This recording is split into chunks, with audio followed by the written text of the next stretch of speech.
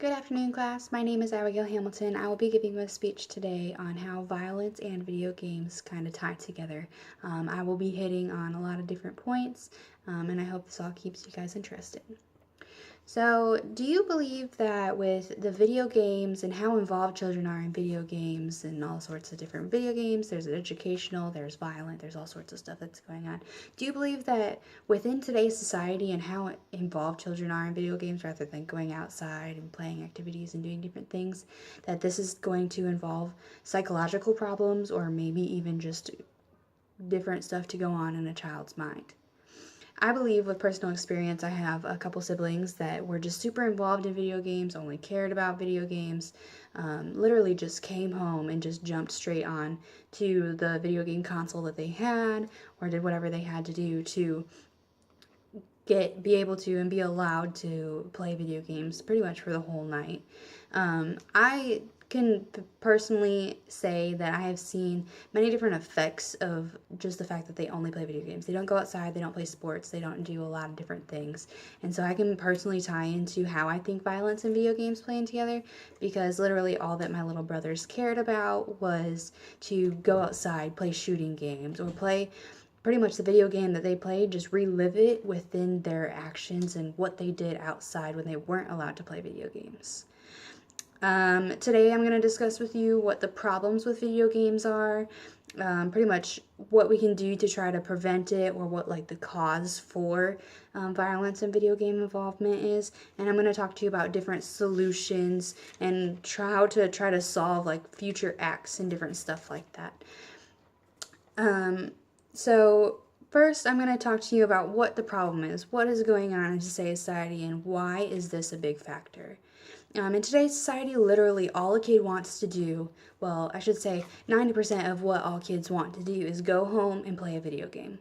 If they're not super involved in sports, or they're not super involved in like their friends around the neighborhood, they have more involvement in video games. That's all they care about doing. They don't want to go home to do their homework. They don't want to go and do anything else. They just want to go and play video games. So 1 in 10 children play more than 3 hours a day. I got that from a post. It's from the Telegraph. It's one of my sites that one of my sources that I cited, and that to me is just crazy. If you think about it, 1 in 10 children in the world in today's society go home and play their video game for hours on hours on hours on end. Like, what else is that child doing? They maybe get home from school at 4 or 5 o'clock at night, and then they play for 3 hours, and then they go to bed. Like, I don't know, 1 in 10 children is pretty crazy. One of the things that I found in the Telegraph posting was that when a child plays, or even a teenager or an adult, when they play online video games, so they're kind of playing with like their friends and stuff like that, there's not as much of a link to violence since they're playing with their friends rather than when you're playing alone. So when you're playing against the computer and different stuff like that, you can't really kind of have a tie-in with your friends and different stuff like that. There is not only one single risk factor that has been found into violence. Yes, video games can play a big role into it. It's not necessarily proven yet, but it is something that plays a role into why in today's society that violence and video games kind of tie together. So now that I've kind of talked to you about the problem and what different stuff has just been an issue for why violence and video games play a tie into each other, I am going to talk to you about the cause and what different statistics and stuff like that I've found that kind of just helps maybe make more sense of how this stuff ties together. One of the biggest things that I saw was that they have been doing research on this subject for over 2 decades. Over 2 decades of research, and they still haven't even been able to prove anything of how violence and video games play a tie into each other, which I think is absolutely crazy. I can kind of get where they're coming from with the fact that, yes, video games doesn't necessarily create violence in every child. But I think that one of the biggest things that you need to pay attention to is how is that child being involved in that video game, and how are they acting when they aren't allowed to play the video game. One of the biggest factors that actually played a role into violence wasn't even video games. It was actually observing adults. So maybe a child observing their sibling or a child observing their parent, just with acting violently. So maybe arguing with a sibling, arguing with a spouse, arguing with somebody, or just getting really frustrated over something super small, or maybe just getting upset. Like during a football game, somebody gets upset and they maybe break something. And if a child observes that, they kind of fall into think that that's okay and that they're able to act the same way that their parent is, because at the end of the day, a child or a sibling is trying to emulate exactly what their parent is doing or exactly what their older sibling is doing. You're pretty much that hero to that kid for that time being, and they're looking up to you. So length of time on video games has proven to play more of a factor on behavior rather than just playing the video game for short periods of time on multiple times. So let's say you play Call of Duty every day of the week, but you only play it for maybe 20 minutes. That won't play as much of a factor as to a kid that plays maybe 4 times a week, but they play for 4 or 5 hours on end. That has been proven to be a big factor in there. So length of time is definitely a big thing that affects children. So like I was stating, shorter periods of time of playing has been proven to show less aggression in children.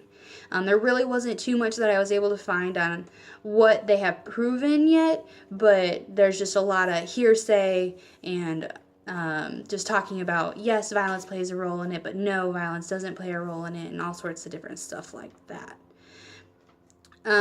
So now that I've talked to you about all the different causes that I found, I'm going to talk to you about different solutions that we can do to try to resolve everything. How we can try to maybe change today's society, maybe fix the next, society and everybody that's coming up below us. So some of us that have children, little kids, stuff like that, we can maybe try to raise them in a different way, in a different environment, to where this maybe won't play a role come down the road. One of the different things that I found was that, playing educational video games would be so much better than playing like a violent video game. There's so many games out there that actually have education lessons in them, more than you actually know. So there's, Sonic, there's all sorts of different games out there that aren't necessarily as violent, or even just like the different learning pads that are, a lot of younger children would feel more or feel okay playing those kind of games rather than Call of Duty or all sorts of different video games. Now, there's not necessarily saying that there's not a link between all video games. When a child gets frustrated, there could be a link between it, but that's when the parent needs to step in. The parent needs to try to keep an eye on their child's behavior, how things may change, and just, if something does change, try to do something right away to change how they're acting. Get involved, be more involved in the child's life. And also, if you're just an older sibling or even just a teacher or somebody that's just playing in that kid's life, affect them in different ways. Take them out and play a sport. Do something to get them away from that kind of role in what they're doing to try to change their life.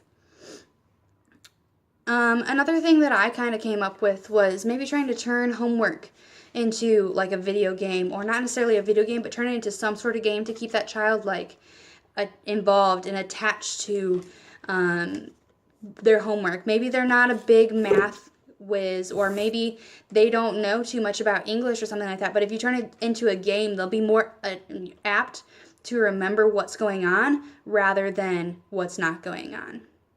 So today I've talked to you about briefly just the problems, causes, solutions of how video games and violence plays a big role into a child's life. So now I'm going to tell you a little story about a video game and what happened with this kid.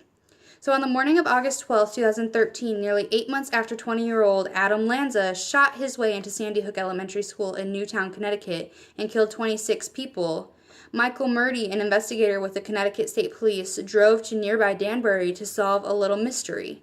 Police had found a Garmin GPS unit in Lanza's house, and its records showed that the gunman had driven to the same spot 9 times in April, May, and June of 2012, arriving around midnight and staying for hours. The GPS relook took Murdy to the vast parking lot of a suburban shopping center, about 14 miles away from his home. Workers at a movie theater immediately recognized Lanza from a photograph. He was at the theater constantly, they told Murdy, but never just to see movies. He came to the lobby to play an arcade game, the same game, over and over again, sometimes for 8 to 10 hours a night. Witnesses said he would whip himself into a frenzy, and on occasion the manager had to unplug the game to get him to leave. Police had been scouring Lanza's home since the shootings, and on his computer hard drive they found information on weapons, magazines, images of the Columbine characters, copies of violent movies, and a list of ingredients for TNT. But those weren't the games that Lanza possessed. He didn't possess violent video games. The title that so consumed the Sandy Hook shooter was Dance Dance Revolution. That right there plays a big role into kind of just how violence and video games play a role in together. One video game may not seem super violent to your child, but it could change his world, change how he feels, get so frustrated because they can't win that game that it's just the end of the world. So I have a quote here, and it's, "Any situation in which some individuals prevent others from engaging in the process of inquiry is one of violence. The means used are not important. To alienate human beings from their own decision making is to change them into objects." I can kind of play that into role with violence in video games because, I mean, you're changing something into an object. You're making it something that you want to do and involve in today's society. That quote right there is done by Paulo Freire, and I thought that played a big role into violence in video games. Thank you, everyone, for listening in, and I hope I was able to discuss everything with you greatly.